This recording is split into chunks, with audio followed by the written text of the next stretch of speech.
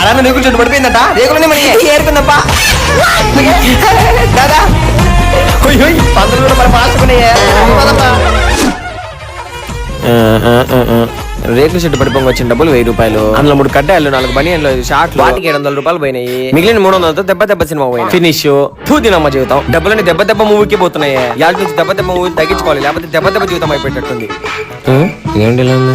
Jenny ఏం jenny అలా dull కూర్చున్నావు? లంగాలకు డబ్బులు సరిపోలేదనా? ఫీల్ అవ్వలేదు జెన్నీ. నాకు డాయలకు డబ్బులు 5 గడ్డాయిలు కొనుక్కుందాం అనుకున్నా, కానీ 3 కొనుక్కొని వచ్చిన. హెచ్చి అలా ఏం కాసిద్దు. మరి ఈ డంపింగ్ యార్డ్స్ లో బతికే వాళ్ళ లైఫ్ స్టైల్ చాలా ఘోరంగా ఉంటుంది కదా.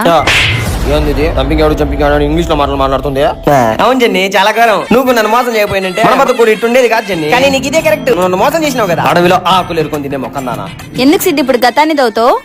తపాలి, ఇప్పుడు మన బతుకు అదే కదా. ఇంతవరకు తీసుకొచ్చింది నువ్వే కదా. అమ్మ జీవితం. నీకోసం ఒక పాట పడతా జెన్నీ. చెత్త కుప్పలలో పడవేసి నా జనని క్షేమమా, నా జనని క్షేమమా.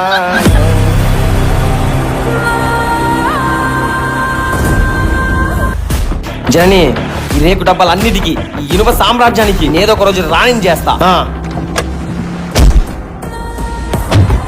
ఇదేనా ఆనా ఆనా ఆనా?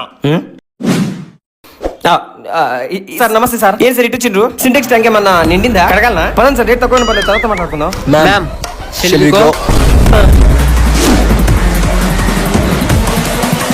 డబ్బు పడుతుంది. అమ్మో అమ్మ చెట్టు. జెన్నీ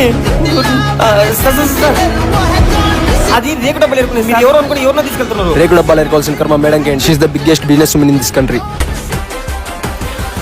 ఏంది అతనికి దాని సినిమాలో ఇంత బిల్డప్ ఇస్తున్నారు దీనికి?